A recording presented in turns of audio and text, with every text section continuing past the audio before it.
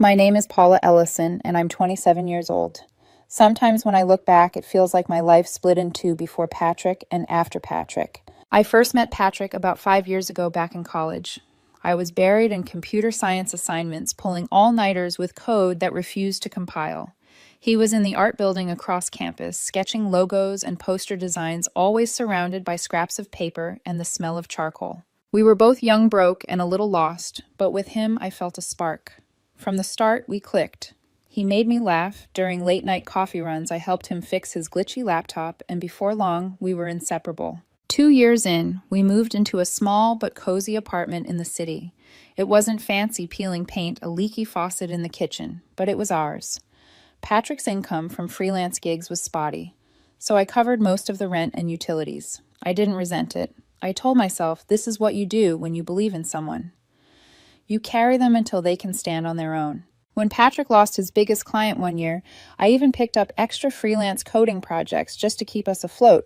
I skipped a promotion opportunity because it would have meant relocating, and I didn't want to uproot him when his career was just beginning.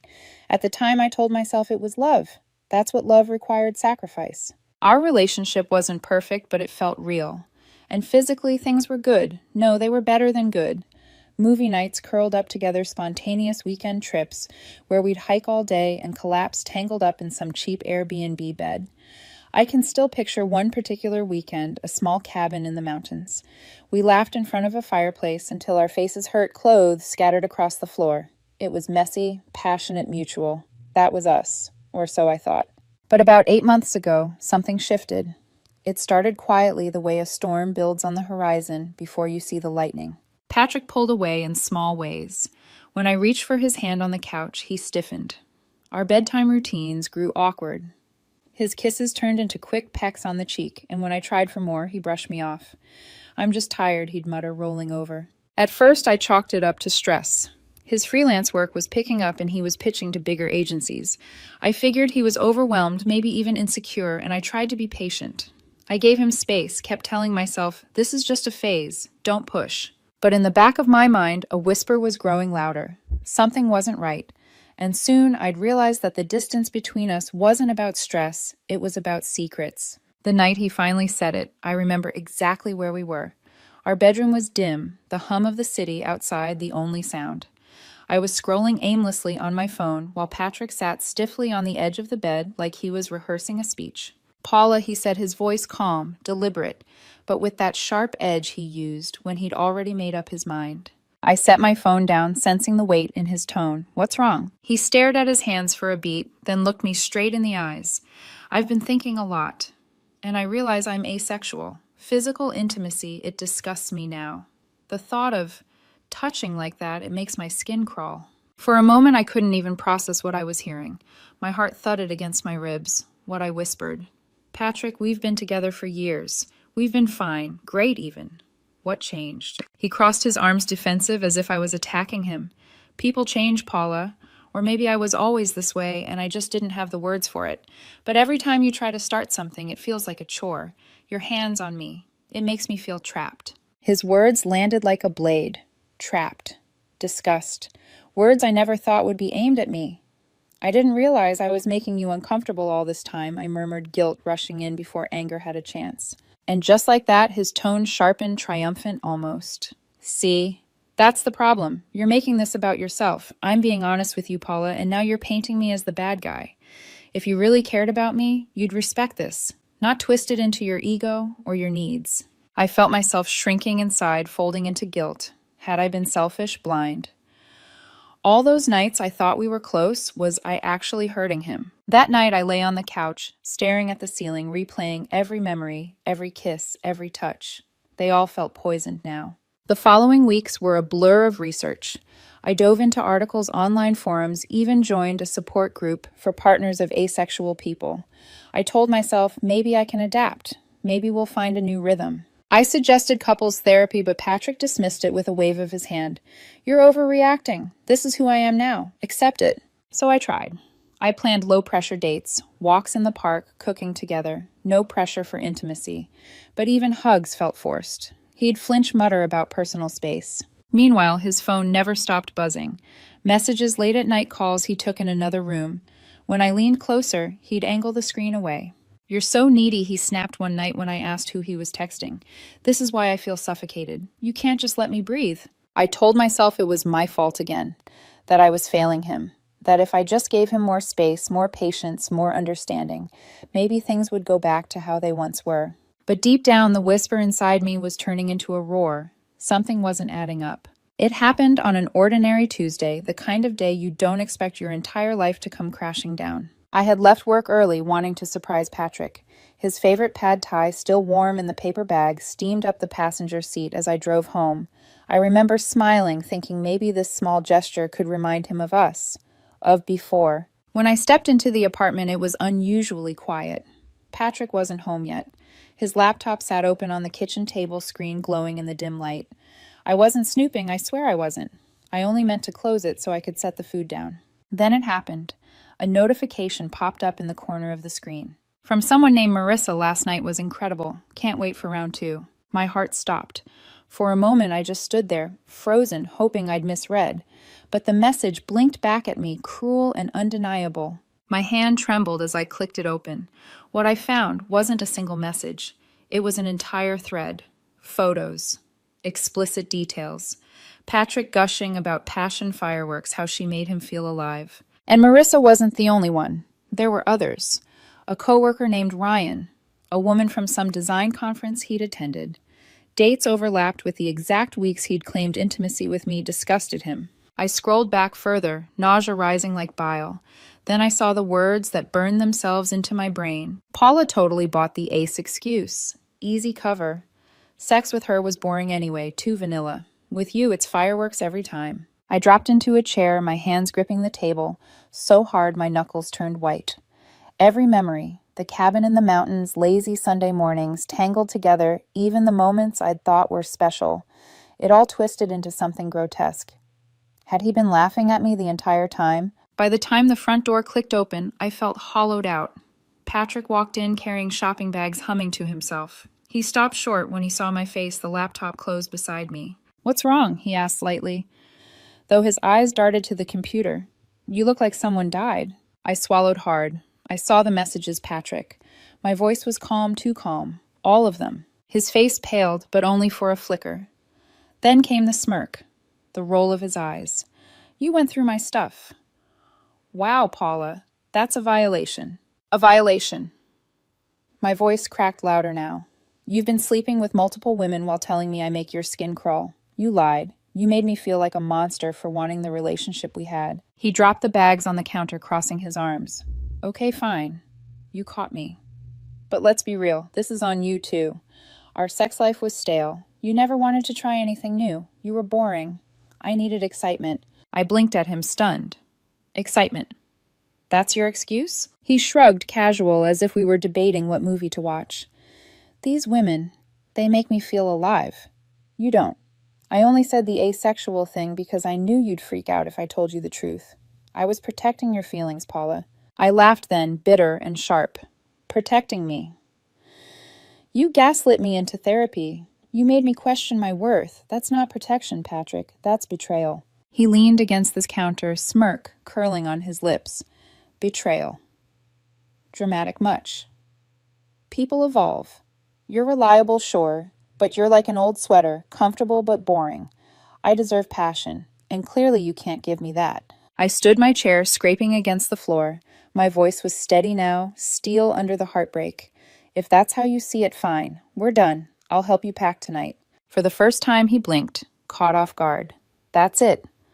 No yelling, no begging." "No," I said, already pulling empty boxes from the closet. "You made your choice. You don't get to have both me and your fireworks." That night, we packed in silence. He left with half the furniture, his clothes, his art supplies. By morning, he was gone. And for the first time in years, so was my illusion of us. The morning after Patrick left the apartment felt like a ghost town. Half the shelves were empty, his posters gone from the walls, his scent still clinging faintly to the couch cushions. I sat at the kitchen table with a cup of coffee growing cold in my hands, staring at the hollow spaces he'd carved out by leaving. I thought I would cry, but instead there was just silence. Not peace. Not yet. Just the kind of silence that presses on your chest, makes you notice every creak in the floorboards, every tick of the clock. The betrayal replayed in my head on a loop, his words boring old sweater.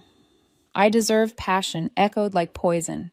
I'd given up promotions, extra hours of sleep nights out, with friends, all so he could have stability. And in return, he mocked me to strangers. Still, I didn't lash out. I didn't trash his name online or send angry texts. Instead, I started small. I changed the locks, canceled our joint streaming accounts, deleted his contact, though my thumb hovered over his name longer than I'd like to admit. But nights were the hardest. I'd lie in bed, staring at the ceiling, haunted by questions. Was it me? Was I really that boring? Had I missed every red flag? The guilt gnawed at me, threatening to turn me inside out. It was Maya, my best friend since high school, who pulled me out of that spiral. One evening she came over with takeout and a bottle of wine. She didn't ask questions at first, just sat with me in the mess. After a while, she started shoving furniture around, saying, "If you're going to heal, you can't live in a shrine to him." So we rearranged the apartment until the rooms felt different, mine again. We pushed the couch against the opposite wall, moved the desk into the bedroom, bought new sheets. It wasn't much, but every change was a small rebellion, a way of saying, this is my space now, not his. Work became my anchor. I threw myself into projects, volunteering for tasks that scared me before. A month later, my manager handed me a bonus check, smiling like I'd finally come into my own. I also joined a gym. At first, it was just to kill time to avoid the hollow apartment. But soon, the rhythm of it, the sweat, the muscle ache gave me back. A body I'd forgotten I owned. Every drop of sweat felt like purging his voice from my head. Still, the ache of loneliness lingered. I'd catch myself scrolling through old photos, memories of road trips and laughter, trying to reconcile that Patrick with the stranger who'd looked me in the eye and said I disgusted him. Sometimes guilt crept in like a shadow. Maybe if I'd been more adventurous. Maybe if I hadn't worked so much. Maybe if I'd been enough. But then the other voice, the one growing louder, would whisper, "No, he lied. He manipulated. This isn't your burden to carry." Weeks stretched into months. Slowly, the silence in my apartment shifted. It stopped feeling suffocating. It started feeling peaceful. No more walking on eggshells. No more apologizing for wanting love. I wasn't whole yet, but I was breathing again. And just when I thought the worst was over, I got a call that changed everything. "Paula," Maya said, her voice tight. "Have you seen this? It's about Patrick. It's all over social media." My stomach sank. Whatever Patrick had done, the world was about to know it too. Maya's voice was trembling through the phone. "It's all over the design community page. Someone posted everything." I pulled up the link she sent, my hands shaking. The page was flooded with screenshots, private messages between Patrick and one of his affairs, a coworker named Liam. His username was visible enough that nobody questioned it. The texts were raw, explicit, the kind of details that leave no room for denial. One thread stopped me cold. Paula bought the Ace story hook, line, and sinker. Told her intimacy disgusts me. LOL only with her. You're the real deal. With you, it's fireworks. My stomach turned, but this time not from guilt. From fury. From vindication. The post spread like wildfire. Comments poured in, people tagging Patrick's agency clients, even mutual acquaintances. Some defended him for half a heartbeat, but the evidence was undeniable. By the end of the week, Patrick's professional world collapsed. His agency issued a statement about unprofessional conduct and fired him. Clients he'd been courting cut ties. Word spread fast. Nobody wanted to work with a designer known more for scandals than skill. Friends distanced themselves too. Group chats we once shared lit up with debates, and most people sided against him. "He's toxic," one person wrote. "He gaslit Paula and cheated like it was a sport." I didn't post anything, didn't comment, didn't even like or share. I just watched from a distance as the truth carved through the lies he'd built. Irony dripped from every headline, every whisper Patrick had chased. Passion, excitement, validation, and ended up with nothing.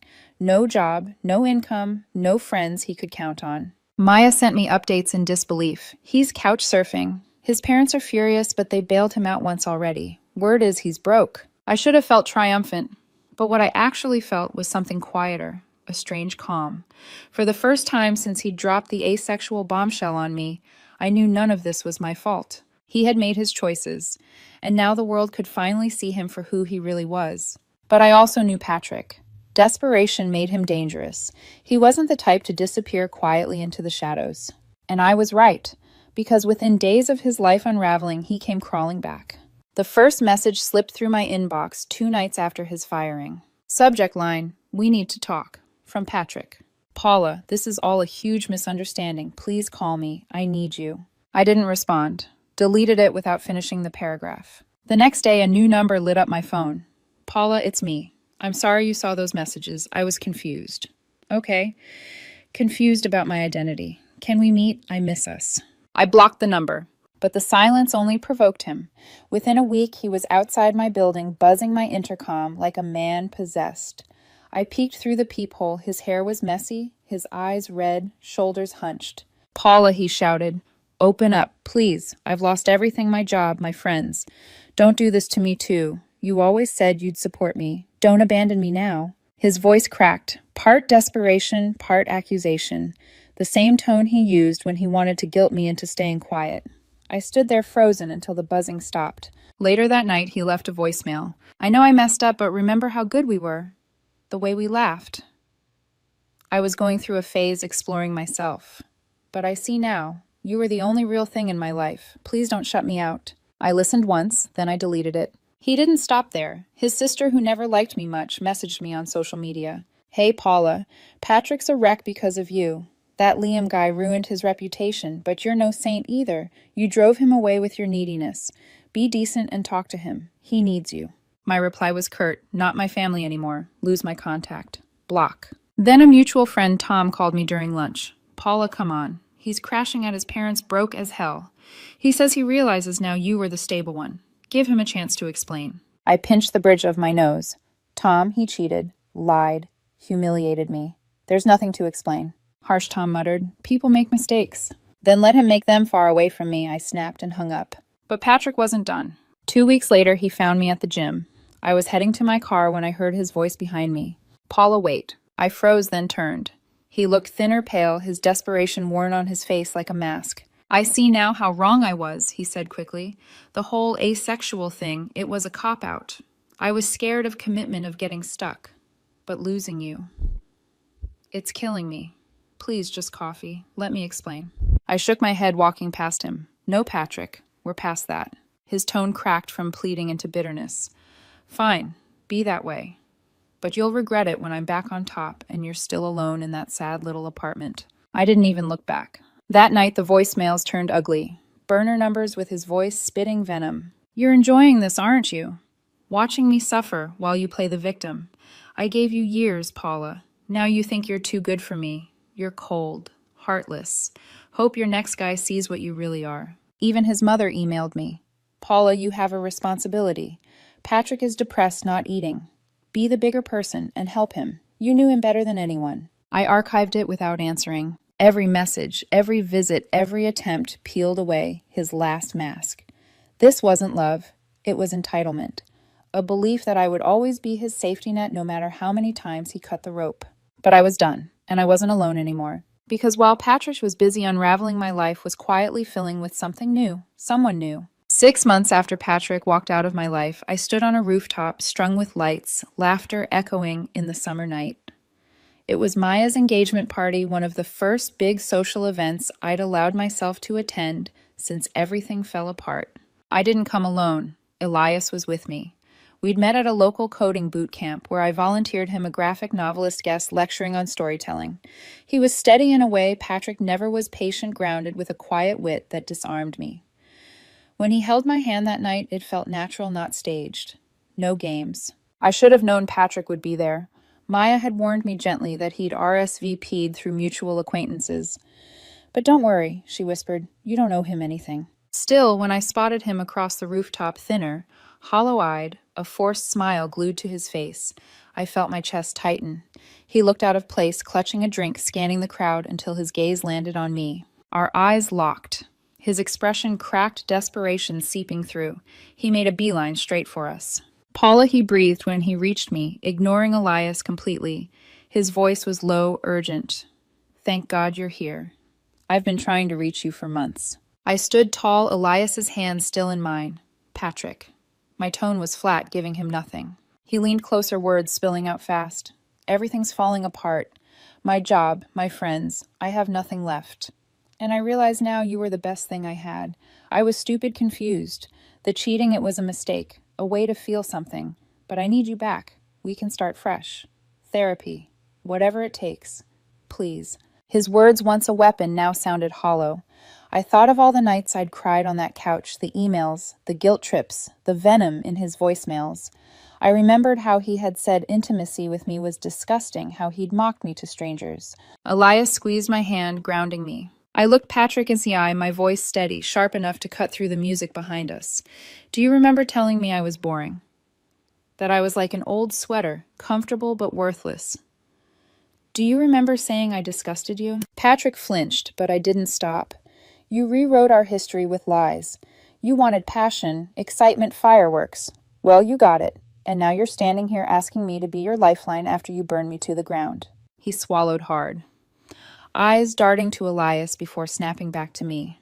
But history matters, Paula. We had years together. You can't just throw that away. History. I shook my head. You destroyed it.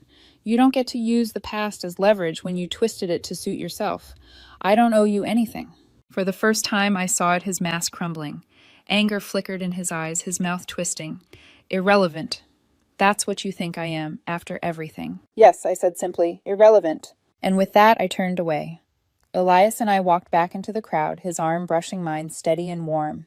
Behind us, I could feel Patrick's stare like a weight, but it no longer touched me. He was no longer my storm, just a shadow fading under the rooftop lights. The weeks after Maya's rooftop party felt different, like someone had finally opened a window in a suffocating room. For months, Patrick's presence had lingered like smoke through emails, through gossip, through the echo of his voice in my head. But that night, when I walked away from him for the last time, the air shifted. He was no longer a looming shadow, just a memory stripped of power. Life didn't magically become perfect, but it became mine. Work flourished. The promotion I'd once sacrificed came back around, and this time I didn't hesitate. My manager handed me new responsibilities with a grin. I knew you had this in you, Paula, she said. And for the first time in years, I believed it too. Outside of work, I found myself pouring into things that once scared me. I signed up to mentor young coders at the boot camp where I'd first met Elias. Standing in front of a room of eager students, I realized how far I'd come from the woman who let someone else define her worth to someone carving out her own voice. And Elias, he wasn't a grand gesture kind of man. He didn't shower me with fireworks or dizzying promises. What he offered was steadier, quieter, an arm around my shoulders. After a long day laughter over burnt pancakes on Sunday mornings, someone who didn't make me question if I was enough. With him, I learned that love isn't about sacrifice until you're hollow. It's about building something where both people can stand tall. One evening, sitting on my balcony as the city buzzed below, Elias handed me a sketchbook. Inside were pages he'd drawn of me laughing with students at the boot camp, curled up with my laptop, even rearranging furniture with Maya. Moments I thought were ordinary, but through his eyes they were worth capturing. You don't realize how strong you are, he said softly. And for once I didn't argue. Patrick faded further with every passing week. Friends told me he'd burned through couches, that his reputation was beyond repair. But I didn't check, didn't gloat. He had his story, and I had mine. The difference was mine was moving forward. Sometimes I think back to the girl who sat on her kitchen floor the night she discovered those messages, shaking with disbelief. She thought her world was ending. She didn't know that endings can be beginnings in disguise. I do now. And if Patrick ever crosses my mind, it's not with rage or longing. It's with the quiet certainty that I survived him. That I came out not just intact, but stronger. Because love isn't about fireworks that burn out. It's about the steady glow that lasts. And I finally found mine.